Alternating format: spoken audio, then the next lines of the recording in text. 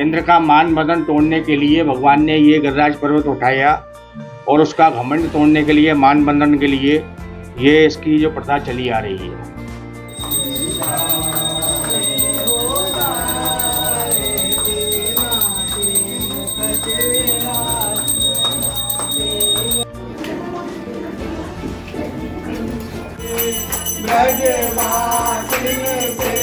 आज के दिन श्री कृष्ण ने उनका मान मर्दन किया था, यानी कि उनका घमंड चूर चूर किया था।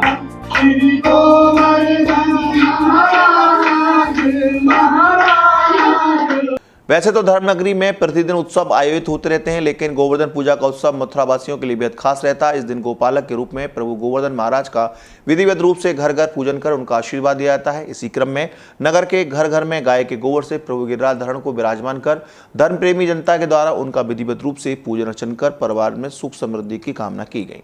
आपको बता दें कि कृष्ण काल में जब कान्हा के द्वारा विभिन्न लीला रची गई, तो लीलाओं के मध्य ही यशोदा नंदन के द्वारा देवराज इंद्र के मान का मर्दन करने के लिए उद्देश्य से ये गोवर्धन लीला रचाई गई थी।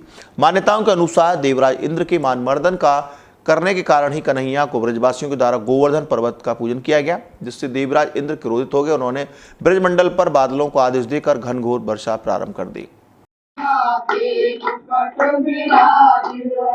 तेरे कांधे काली कांवरिया, तेरे कांधे काली कांवरिया, ब्रजवासिन से तुमने मेरे मारे पुजवायो, प्रभु मेरे मारे पुजवायो, स्वयं पूजे प्रभु आपकी, स्वयं पूजे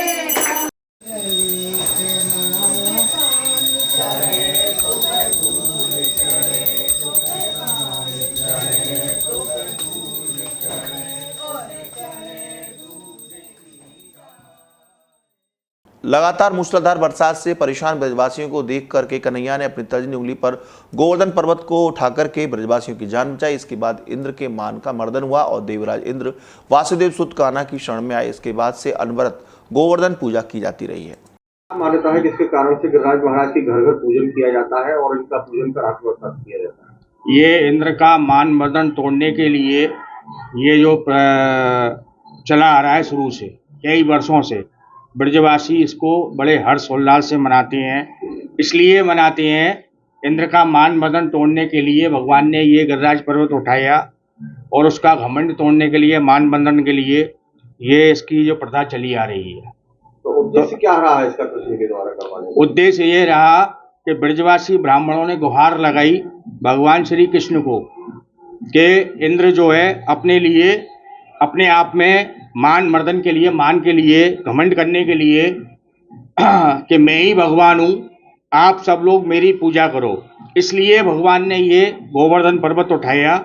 इसलिए शुरू से मान्यता चली आ रही है कि घर घर में बड़े उल्लास से, हर्ष से इसको मनाते हैं। अन्नकूट का भोग लगाते हैं, 56 भोग, क्योंकि भगवान को सबसे प्रिय जो भोग है वो 56 भोग है। इसलिए इसको घर घर में मनाया जाता है बड़े उल्लास से। बोलो जय गिरिराज धरण की। गिरिराज के आवास पर गिरिराज महाराज का पूजन किया गया, क्या उद्देश्य से, किन कारणों से पूजन किया गया, क्या मनोकामना पूर्ति का आशीर्वाद प्राप्त किया? गिरिराज बाबा की सेवा करते हैं और बहुत मानता करते हैं हम गिरिराज बाबा की, इसलिए गिरिराज बाबा हम रखते हैं घर में, तो उसकी पूजा करते हैं हम। किस तरीके से पूजन किया जाता है? रोटी, चावल और मिठाई सबसे पूजा करते हैं और उनको खिलाते हैं, और बहुत मानता है गिरिराज बाबा की हमारे अंदर।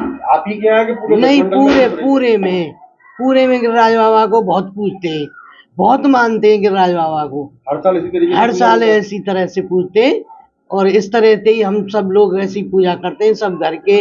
अब यहाँ तो ऐसा है कि अपने घर घर के कर लेते हैं, और गांव में तो सब एक एक घर में सब जाते हैं, सब हर एक घर में जाएंगे पूजा करवावे गिरिराज बाबा की। जय हो गिरिराज बाबा की जय। प्राय करके ब्रजमंडल में आज का दिन गिरिराज महाराज को समर्पित किया जाता है, क्या कथा है इसकी, किस कारण से इनका पूजन किया जाता है? सबसे पहले तो जय गिरिराज धरण की। हम लोग तो यही देखते आ रहे हैं हमारे घरों में कि जो इंद्रदेव थे उनका मानमर्दन किया गया है श्री कृष्ण के द्वारा। श्री कृष्ण ने हमेशा ग्वालों के लिए, गांव वालों के लिए बहुत सोचा है। वो चाहते थे कि हमारे जो लोग हम मेहनत करते हैं वो अपनी मेहनत का पूरा पूरा फल मिले उन्हें। ऐसा ना हो कि हमारा किया हुआ फल राजा लोग ले लेते, पहले कर के रूप में ले लिया करते थे। जो इंद्रदेव ऐसे ही सोचते थे, मैं हूँ तो सब कुछ है। ऐसा नहीं होना चाहिए, जो इंसान कर रहा है उसका पूरा पूरा फल मिलना चाहिए।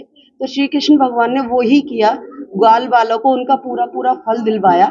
जितनी उनकी मेहनत थी, गाय धन था, जो भी था, सब कुछ उनकी मेहनत के अनुसार ही उन्हें दिलवाया गया।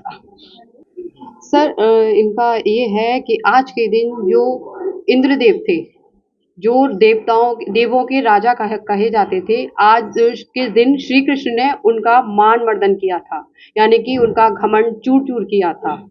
आज उसी उपलब्ध में आज इनकी गोवर्धन यानी कि गोवर्धन क्षेत्र की पूजा की जाती है, परिक्रमा लगाई जाती है, अन्नकूट बनाया जाता है, घर घर में गोवर्धन बनाया जाता है और उसी से उनसे मन्नत मांगी जाती है सुख शांति समृद्धि के लिए। तो क्या महत्व क्या है इनका, इनके पूजन किए जाने का? इनके पूजन का महत्व ये है कि मतलब जैसे कि इंद्र की पूजा करने से सब लोग मतलब ये सोचते थे कि हमारा खान पशुधन मतलब उनसे आता है।